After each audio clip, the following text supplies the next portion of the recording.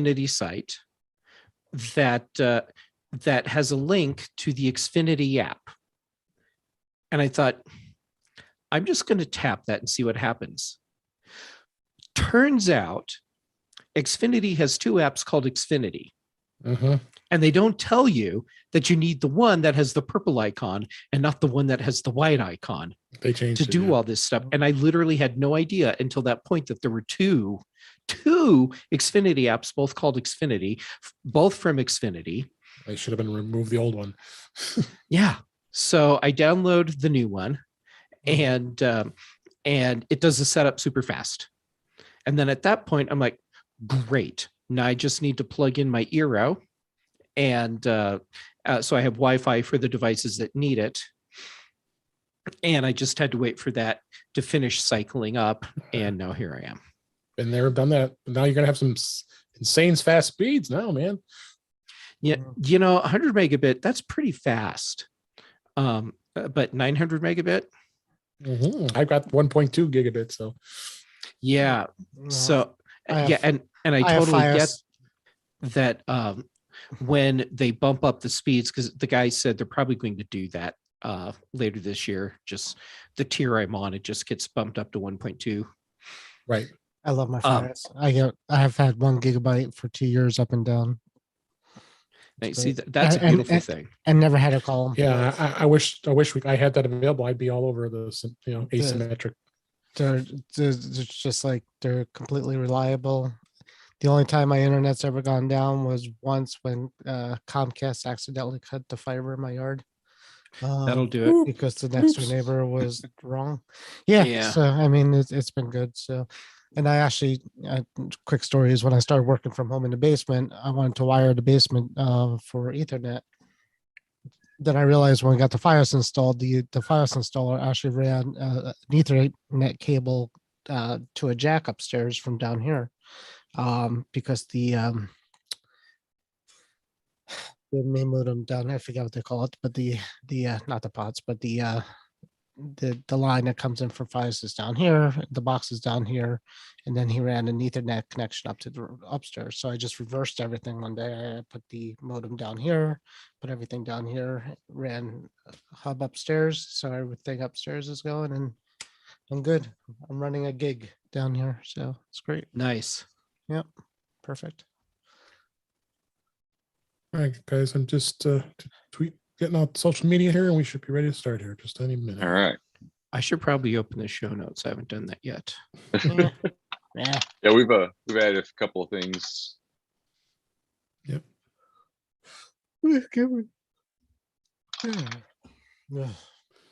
Yeah, working's hard. We're gonna y'all do this live, so I'll Yeah, we're live right now on YouTube. yeah, send me the link. I'll put it on my Twitter. We'll see. Yep, I just tweeted you now. I think. Okay. So is it on your personal? Yeah, I didn't do it on didn't touch yet. I'll do that now. Okay, so here's the awesome thing. There we go. Now my Mac, which was getting me my full 900 megabit, is now showing me I'm only getting 120. So my guess is that I need to check and see. Oh yeah, it looks like even though I have my my Ethernet connection set as the preferred, it's insisting on using right Wi-Fi. Boo. Where'd you set it as preferred? If you go into network in system preferences, yeah, you have the column on the left that shows all your connections. Yeah. Drag the one that you want to be preferred up to the top of the list. And so it should go down the list in order. It is, yeah, and put Ethernet up on top. Because when I plugged in Ethernet, I don't remember changing anything. And I was getting 900 as soon as I plugged it in. So it automatically put my Ethernet up on top, which is good. Good. Okay, I think we're ready. You get audio hijack going here. Guys, talk to me. Looks good. Talk to me. Okay, cool. Like right. lovers do. We are ready. Let's do it. I'm at episode 191. In 5, 4, 3, 2. Welcome to episode 191 of In Touch with iOS, the show that talks about iPhone, iPad, Apple Watch, Apple TV, and related technologies. I'm your host, Dave Ginsburg. My co-host, Warren Sklar, is back. How you doing, Warren? Has it been 2 weeks? I think so. 2 weeks, yeah. It's good. It's been a pretty crazy 2 weeks. Had a furry death in the family the week before. Yeah, sorry Yeah, about that. So we're getting over that one, and started a new full-time job remote from home this week. So Good deal. I'm actually downstairs with all my monitors set up. I'm ready to go. So yeah, good to be back. All right, it's going to be some fun talking here. Well, I want to welcome back to the show our guest, Mr. Josh Centers from the Tidbits, the managing editor. How you doing, Josh? I'm doing great. How y'all doing? Good. Glad you're here. We're going to have some fun talking about your new site here just a bit. And all kinds of other great stuff. Appreciate you being here. And of course, Jeff Gambitt's back on the show. How you doing, Jeff? And I'm doing great. And Josh, since you're drinking out of a mason jar, please tell me it's moonshine, please. But yeah, of course it is. I mean, have you guys seen the news lately? No, we're trying not this to is watch moonshine. this is why I love you, man. you and Andrew order with your mason jars there. But we got a ton to talk about this week. Josh just started up a brand new website, and we're gonna hit that on that in the topics here just a bit here. A lot of news, and of course, we're having a lot going on in the news lately with Ukraine and Russia. We won't get too political here, but we'll touch upon that a little bit. But let's just jump right in, get to the news here, and talk about what's going on. First story here. This was on Mac Rumors. Apple is ending mask mandates in many stores, planning to reintroduce in-person classes. Apple is no longer requiring customers to wear masks when visiting Apple stores in many locations across the United States. And Apple has dropped mask mandates following changes in the local guidelines because of the reduction in COVID-19 cases. So that's been happening all over the country here in the United States. It looks like so far there's states that are still having stricter guidelines would be Illinois, where I live, Oregon, Washington, and others. But we are going to be probably releasing that in Illinois here pretty soon here. What do you guys think? I think it's finally the biggest thing I'm excited about is they're going to have reintroduce the in-person classes because I really missed going to an Apple store to be able to attend those. Don't you think, Josh? Yeah, and I was a big isolation and mask guy and everything at first, and that was before we had vaccines and somewhat milder variants and all this. I mean, look, my family and I, we basically didn't leave our house for a year and a half. Okay, we were dedicated, but look, the time has come, and I know some people aren't happy about that, and there are still people getting sick, and that's horrible.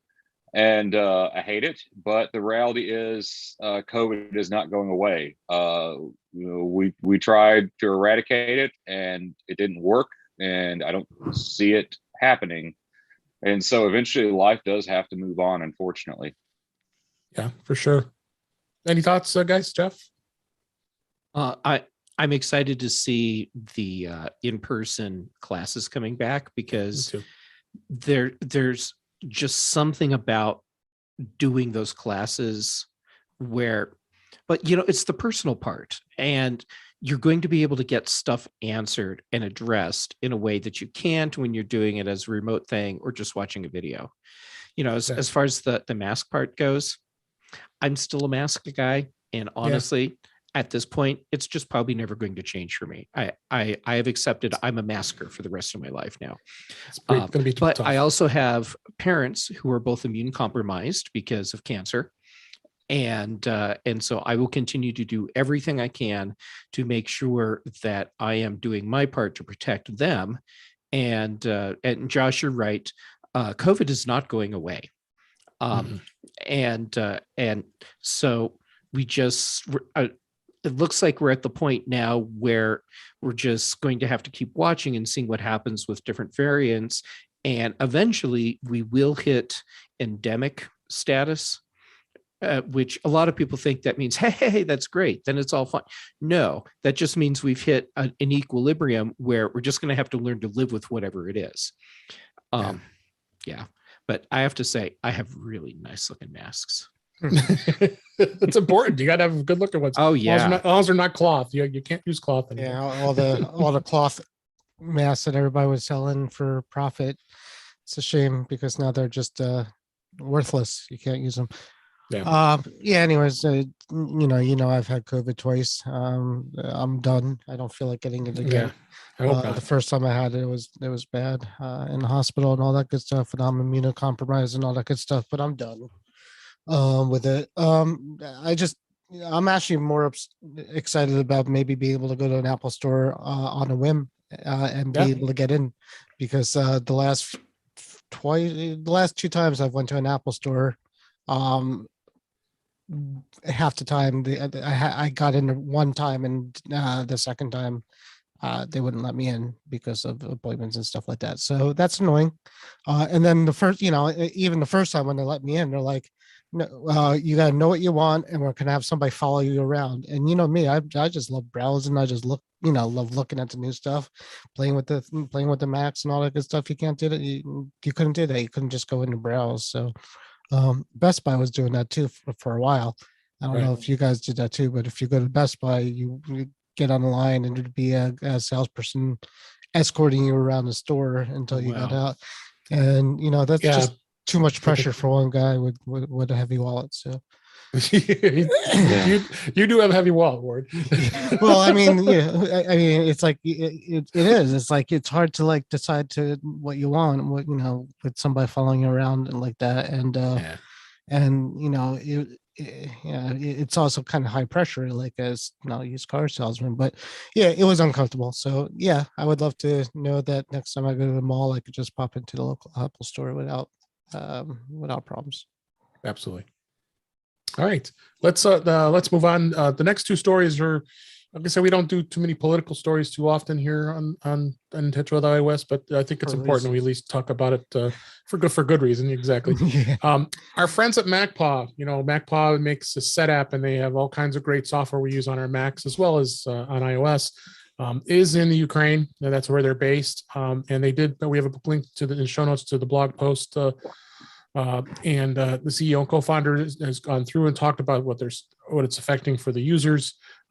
What's good that MacPaw is smart with is they have everything in AWS. They're in the Amazon Web Services, so all of their backbone is protected. They don't have to worry about anything. I don't think. Let's hope not. Their payment service Paddle is also based in the United Kingdom, so I think they'll be fine and they'll be safe. But our hearts go out to everybody that's the current situation in Ukraine. And Josh, I know you shared this article with us when we started the show. Why don't you give us some of your thoughts? Yeah, well, I've met some of the folks at MacPaw back at the last Macworld iWorld all the way back in 2014. And at the time that they were having another issue with old Vlad, and I cracked a little joke. I was like, well, good luck getting home. I hope everyone's safe. Hope you all stay away from old Vladimir there. And they kind of looked at me like, but they're being incredibly brave right now. And in the first Apple buying advice newsletter I sent out today, I made a special point to tell people to support MacPaw and to consider SetApp for their Macs if they're not done so. I've had a subscription for years, and it's a lifesaver sometimes. You need some random app for some one-off purpose, and you go to SetApp, and usually they have something for you. And I hope they truly can keep that service running. I hope everyone at MacPaw is safe, and wish them the best. And hopefully. I think cooler heads will prevail. I think all of us here on this panel do. I'm a big SetApp user as well. I've been a subscriber for a number of years, and I'm sure I know Jeff is as well. And and not only the Mac apps, but their iOS apps are awesome too. And you can have a license for both, and which is really fun, really awesome that they're doing that. And I know there's a little slow with the expansion of iOS apps, but they're getting there. They've got some good stuff. So, Jeff, you have thoughts? I've been a SetApp user since it launched. Yeah. and that's not going to change. Mhm. And I've hung out with the MacPaw people at Macworld and at WWDC, and they're awesome, and I love all of them. And man, I hope that they're all going to be okay. Me too. Me too. Any thoughts, Born, before we move on here? No, just the MacBook I used clean my Mac. Actually, I used to be a big one of those guys that said you don't need any utilities for your Mac, and it does everything on its own. You don't have to pay for any kind of utility that will do all the automated stuff on the Mac. It's not like Windows, but clean my Mac is solid. And even as a tech, I am an IT tech. I use it more than probably any other utility out there, probably even for Windows at this point, because it just it's easy, it works. I've never really had big problems with it. So yeah, best of luck for with them. They make quality stuff. So Yeah, we're definitely looking hoping for the best. Next story here, actually this is an article that Josh wrote here, and I'll let you kind of run with this on your Substack, which is great. The Unprepared. This is how to prepare for a Russian invasion of Ukraine. If you wanted to take it away, tell us what you wrote on. So yeah, it was my first post, and it went kind of viral, and it's kind of wild. So one of the things I recommend in the post, and it's toward the end, at Unprepared, I try to offer sane and sensible preparedness advice, and not fly off the handle. And because some of you prepping sites are about conspiracy theories and right-wing politics, or just politics in general, and we want to try to strip that away and offer everyone advice on preparing for emergencies, preparing for hard times, and we all have those, and we need to be prepared for them, and to not do it in a crazy way. your recording stopped. Yeah, sorry guys, we're gonna have to let's start back up here. We probably lost the live stream here. My Zoom crashed. Yeah, we saw it.